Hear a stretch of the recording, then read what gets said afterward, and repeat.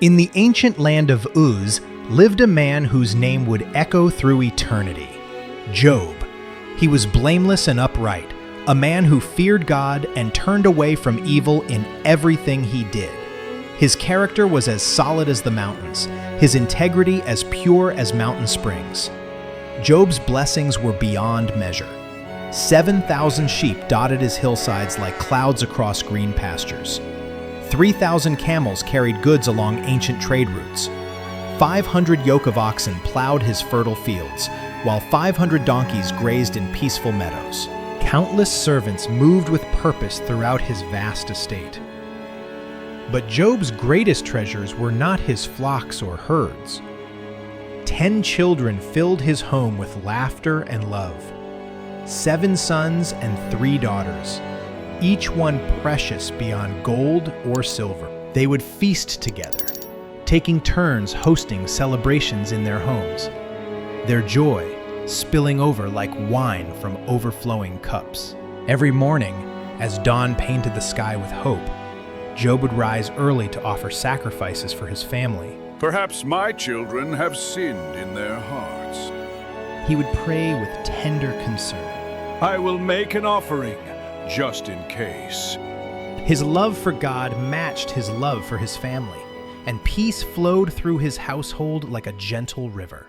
While joy reigned on earth, heaven's courts filled with solemn divine assembly. Angels bowed before the Almighty, their wings shimmering with celestial brilliance. But among them came another figure, the adversary, prowling with arrogance. The Lord spoke with authority. Have you considered my servant, Job? He is upright, blameless, fearing God, and turning away from evil. Satan sneered with malice. Does Job fear God for nothing?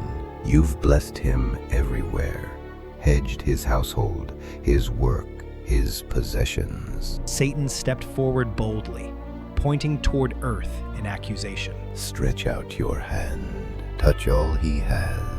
He'll curse you. The Lord's voice thundered. Behold, all he has is in your power, but do not lay a hand upon his person. Satan's smile spread, cold as winter frost.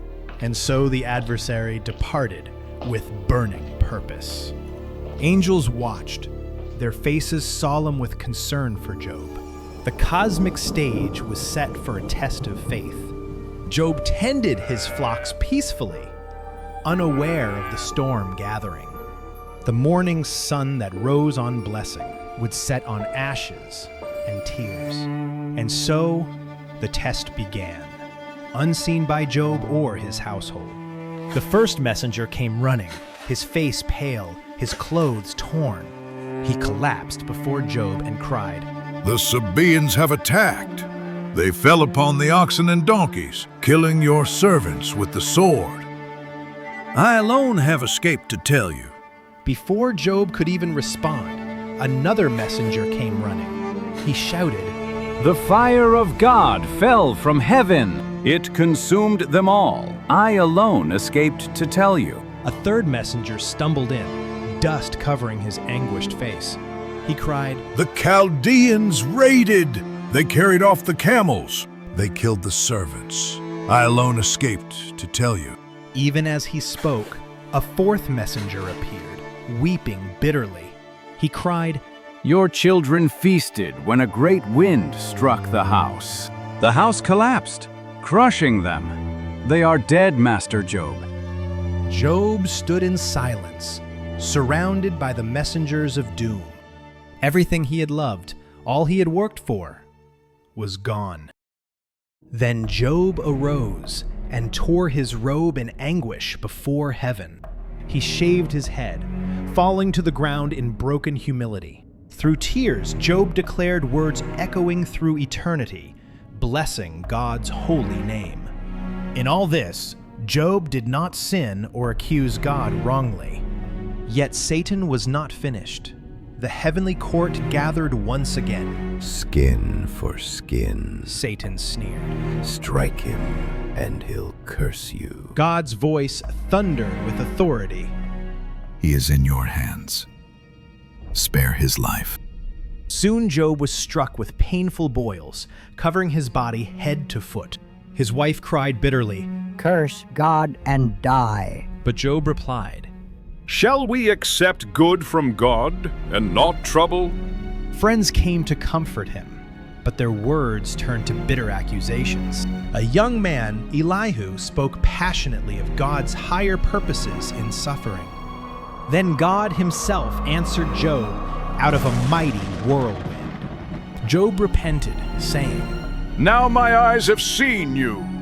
I repent.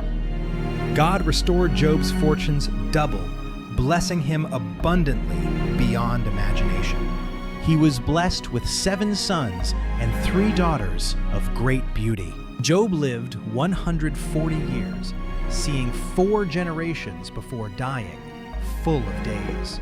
Job's story does not end in ashes. It rises in redemption and restored hope. Even when everything is stripped away, God's purposes still weave beauty from brokenness. If you've ever asked where God is in emptiness, this story gives an answer. Yet God's redemption does not belong to Job alone. He writes it in every life. Ruth's journey begins with unbearable loss, yet through it, God's providence unfolds gloriously. This next story asks, what if love and loyalty could change an entire nation? Click right here to step into the next story, where faith alone must stand. And as you watch, you'll see that the same God who carried Ruth through impossible trials is ready to walk with you in your own journey today.